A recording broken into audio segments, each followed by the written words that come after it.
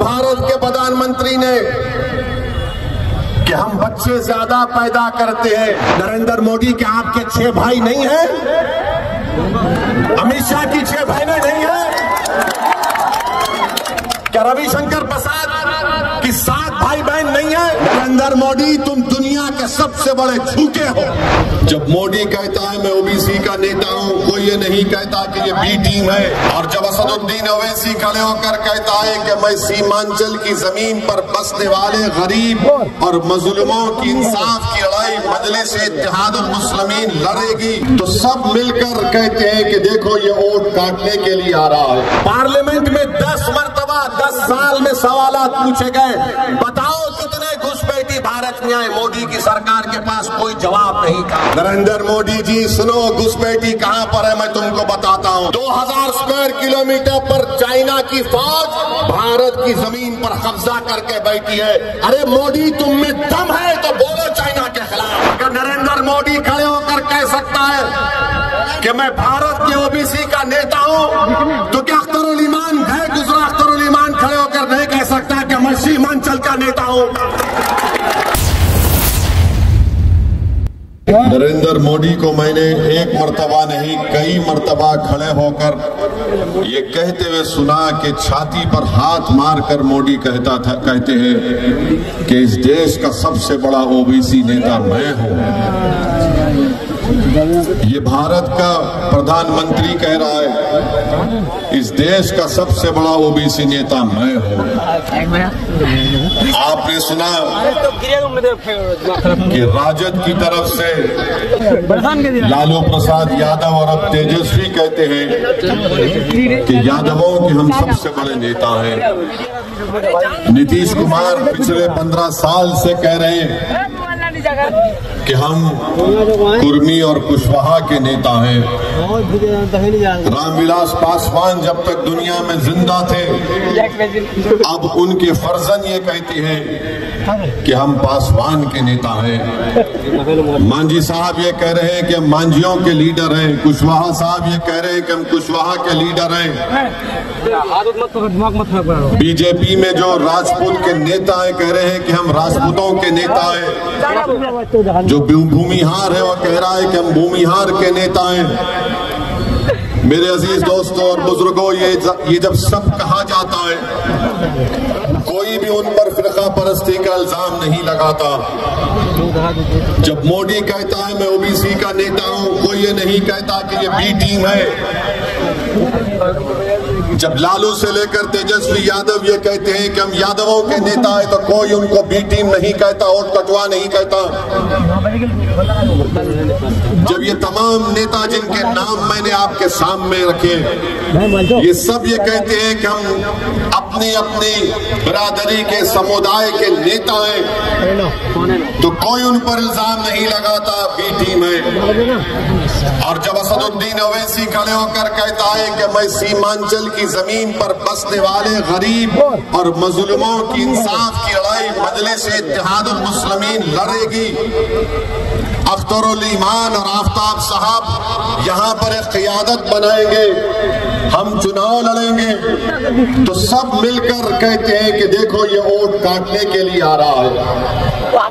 मेरे भाई बताइए, पिछले लोकसभा के चुनाव में 2019 के लोकसभा के चुनाव में बिहार में 40 लोकसभा की सीटें हम एक लड़े,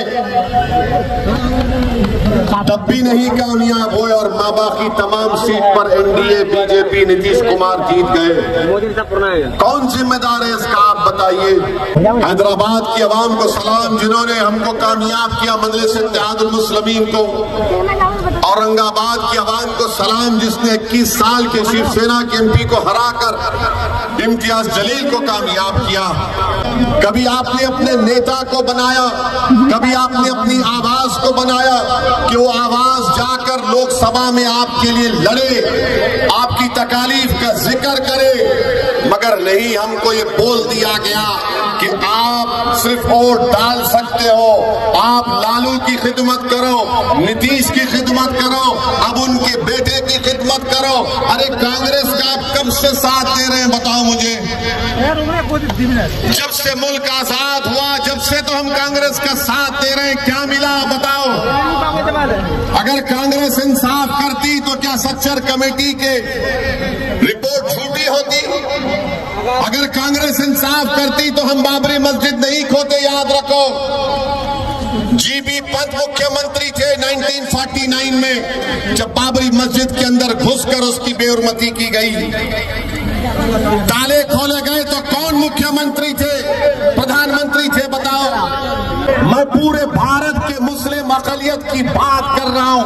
अगर तुम इस फिरका परस्ती के अंधेरे में रोशनी चाहते हो, अगर तुम ये मुस्लिम नफरत को खत्म करना चाहते हो, अगर तुम अपनी इबादत गाहों की हिफाजत करना चाहते हो, अगर तुम सामाजिक न्याय चाहते हो, तो याद रखो कोई पार्टी नहीं करेगी। चुनाव हो जाएगा, फिर अखलाक मारा जाएगा, फिर पीलू खान मारा जाएगा, फिर जुनैद और नसीर को जिंदा जला दिया जाएगा, फिर बुलडोजर से घर तोड़ा जाएगा, फिर कोई जुलूस में निकलकर मदरसे को जला देगा। अगर तुम सियासी ताकत बनोगे, इत्तेहाद पैदा करोगे, अपनी क़ियादत को बनाओगे, तो ये अंधेरा खत्म होगा। मैं कल नरेंद्र मोदी का भाषण सुना और भाषण में नरेंद्र मोदी ने धमकी दी भारत के मुसलमानों को। क्या कहा भारत के प्रधानमंत्री ने? कि हम बच्चे ज्यादा पैदा करते हैं, हम घुसपैठी हैं। नरेंद्र मोदी ने कहा कि दौलत लेकर हमको बांट दी जाएगी। मोदी ने कहा हमारी हिंदू बहनों को, मोदी ने झूठ कहा कि तुम्हारा मंगलसूत्र छीन लिया जाएगा। नरेंद्र मोदी, तुम दुनिया के सबसे बड़े झूठे हो। तुम जब चीफ मिनिस्टर थे गुजरात के, तो बिल्किस बानो की अस्मत रेजी किसने की? नरेंद्र मोदी बताओ। हमारी बेटी बिल्किस बानो हामिला है, 3 साल की बेटी उसके साथ है, उसकी मां है, रिश्तेदार है। घर के पड़ोसियों ने बिल्किस बानो की इज्जत लूटी। बिल्किस बानो अपने घर के पड़ोस में जो दुकान थी, उस दुकान से बिल्किस बानो ने चूड़ियां खरीदी। जिसने हमारी बेटी को चूड़ियां बेचा, उसने बिल्किस बानो की अस्मत रेजी की, 3 साल की बेटी को कत्ल कर दिया। अरे नरेंद्र मोदी बताओ, किसकी दौलत लूटी गई? मेरी बेटी की, मेरी बहन की दौलत लूटी गई थी। आप मुख्यमंत्री थे, उसको इंसाफ गुजरात में नहीं, महाराष्ट्र में मिला। जेल को गए ये जालिम लोग, और नरेंद्र मोदी की सरकार ने उनको रिमिशन पर छोड़ दिया। बताओ नरेंद्र मोदी, किसकी दौलत छीनी गई थी? किसकी दौलत छीनी गई थी? एहसान जाफरी को जिंदा काट कर जला दिया गया। नरेंद्र मोदी, आप भूल गए? यही एहसान जाफरी ने आपको कई फोन किए थे, साबिका रुकने पार्लिमान, मगर एहसान जाफरी को जिंदा जला दिया गया। आज भी उसकी बेवा ज़किया जाफरी इंसाफ के लिए पुकारती है, कोई पूछने वाला नहीं है। यही तरह इस तरह तकरीर कर रहे हैं नरेंद्र मोदी। नरेंद्र मोदी, आप प्रधानमंत्री हैं, इस देश के प्रधानमंत्री, आपको जेब नहीं देता कि आप भारत की इतनी बड़ी आबादी के ताल्लुक से इस तरह की बकवास करें। किसकी दौलत लूटी हमारी बताओ? और नरेंद्र मोदी बोलते हैं कि दौलत हमको दी जाएगी। कितना झूठ कह रहा है भारत का प्रधानमंत्री है, इस तरह की बात वजीर आजम करते हैं। अरे आप देश के वजीर आजम हैं, आप किसी चौपाल के नेता नहीं हैं।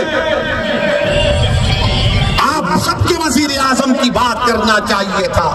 और बोलते हैं कि हम बच्चे ज्यादा पैदा करते हैं। नरेंद्र मोदी, क्या आपके 6 भाई नहीं हैं? अमित शाह की 6 बहनें नहीं हैं? क्या रविशंकर प्रसाद की 7 भाई बहन नहीं है? मगर दिखता कौन? मुसलमान ज्यादा बच्चे पैदा कर रहे हैं। अरे झूठ बोल रहे हो तुम। पार्लियामेंट में 10 मरतबा 10 साल में सवालात पूछे गए, बताओ कितने घुसपैठी भारत में आए? मोदी की सरकार के पास कोई जवाब नहीं था। अरे घुसपैठी आ रहे तो मोदी, तुम क्या चाय पीकर सो रहे थे? रोकना था उनको। नरेंद्र मोदी जी सुनो, घुसपैठी कहां पर है मैं तुमको बताता हूं। लद्दाख में 2000 स्क्वायर किलोमीटर पर चाइना की फौज भारत की जमीन पर कब्जा करके बैठी है। अरे मोदी, तुम में दम है तो बोलो चाइना के खिलाफ। अरे मोदी, अगर ताकत है तो बोलो चीन कब्जा करके बैठा है। नहीं बोलेंगे चीन के खिलाफ, चाइना के खिलाफ बोलेंगे तो इनके पेट में दर्द शुरू हो जाएगा। अफसोस होता है नरेंद्र मोदी के तुम भारत के वजीर आजम हो। तुमने स्कॉलरशिप के पैसे खत्म किए, क्यों खत्म किए?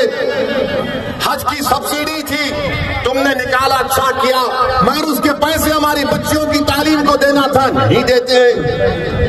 आपको मालूम, दिल्ली में एक सुनहरी बाग की मस्जिद है, 200 साल पुरानी मस्जिद है, और जब कभी प्रधानमंत्री की गाड़ी जाती है उस रास्ते से, अगर जोहर का वक्त होगा तो उस वक्त जोहर की नमाज उस मस्जिद में नहीं होती। और मोदी कहते हैं कि हम बच्चे पैदा कर रहे हैं और बदनाम किया जा रहा। और याद रखो, नरेंद्र मोदी जानते हैं सियासत को, इसीलिए बोल रहे हैं। अब आप और हम क्या करेंगे? क्या ओवैसी एक जज्बाती तकरीर करेगा और तुम जिंदाबाद नारे तकबीर के नारे मारकर घर जाकर सो जाओगे? नहीं। मैं आपसे इसलिए कह रहा हूं कि अब तब्दीली लाओ मेरे भाई, जागो मेरे भाई, उठो। ये वक्त उठकर अपने हक के लिए लड़ने का है। मैं किसी हिंदू के खिलाफ नहीं था, मैं किसी दलित के खिलाफ नहीं था, मैं किसी आदिवासी के खिलाफ नहीं हूं। मैं कैसे किसी का खिलाफ हो सकता हूं जब मेरे रब की किताब का पहला जुमला क्या है? अरहमर राहिमीन। मैं कैसे किसी का खिलाफ हो सकता हूं? यकीनन मैं मुसलमान हूं, मैं किसी का खिलाफ नहीं हूं। मैं अपनी हक की बात कर रहा हूं, मैं अपनी आवाज को पैदा करने की बात कर रहा हूं। अगर नरेंद्र मोदी खड़े होकर कह सकता है कि मैं भारत के ओबीसी का नेता हूं, तो क्या अख्तरुल ईमान है गुजरा अख्तरुल ईमान खड़े होकर नहीं कह सकता कि मैं सीमांचल का नेता हूं? अख्तरुल ईमान सीमांचल का नेता है, और नेता को हम कामयाब करेंगे पतंग पर बटन दबाकर। करेंगे आप लोग? 26 तारीख को भूलेंगे तो नहीं। तो मेरे भाई, ये काम मैं आपके सामने हाथ फैलाकर अपने लिए नहीं, इन गरीब मजलूम अक़लियतों के लिए भीख मांग रहा हूं, जो सीमांचल के भी है और पूरे भारत के हैं। मेरे भाई, हम एक और को कामयाब कर दो, हम 3 मिलकर जाएंगे। आपने जावेद को एमपी बनाया और जावेद कह रहे हैं कि मैं 1.5 लाख किलोमीटर चला। जावेद साहब, आपका कंपटीशन नरेंद्र मोदी से झूठ बोलने में सीमांचल की जनता आपको बर्दाश्त नहीं करेगी इंशाअल्लाह ताला। सोंगटा की जमीन में हमने कहा था कि नीतीश किसी का नहीं हो सकता, वो दोबारा बीजेपी में जाएगा। याद है आपको? किसी ने सोचा होगा कि ओवैसी जज्बात में तकरीर कर रहा है, नीतीश कुमार फिर से बीजेपी में चले गए। आज बिहार को नीतीश कुमार ने आरएसएस के हवाले कर दिया। हम चंद सीट पर लड़ते हैं तो हम बी टीम, मगर जो लोग नीतीश कुमार के साथ सत्ता में आकर बिहार को आरएसएस के हवाले करते, उनको कोई कुछ नहीं बोलता। मेरे भाई, तो मोदी ने भाषण दिया, तुम कुछ बोल सकोगे या फिर तुम गूंगे बन जाओगे? बोलो मास्टर, क्या तुम्हारा लीडर नीतीश कुमार कुछ बोलेगा मोदी को? और कल यूनिफॉर्म सिविल कोड का बिल आएगा तो मास्टर क्या करेगा? मास्टर बोलेगा, जो बाप बोलेगा वही करूंगा। अगर अख्तरुल ईमान जीत के जाएगा तो अख्तरुल ईमान कहेगा ये यूनिफॉर्म सिविल कोड नहीं, मैं इसको फाड़ कर तेरे मुंह पर फेंकता हूं। मैं अपनी मजहब पर चलूंगा क्योंकि फंडामेंटल राइट मेरा है। अगर जावेद रहेंगे तो बोलेंगे आप बोलिए, आप बोलिए, आप बोलिए। तो मेरे अजीज दोस्तों और बुजुर्गों, मेरी आप तमाम से एक ही गुजारिश है कि 26 तारीख के दिन आप अपने एक वोट का सही इस्तेमाल करिए। ये फिरका परस्ती का अंधेरा पूरे मुल्क को घेर लिया है। मेरे भाई, अगर आप यहाँ से अख्तरुल ईमान को कामयाब करेंगे तो आप उस अंधेरी रात में जुगनू का काम करेंगे।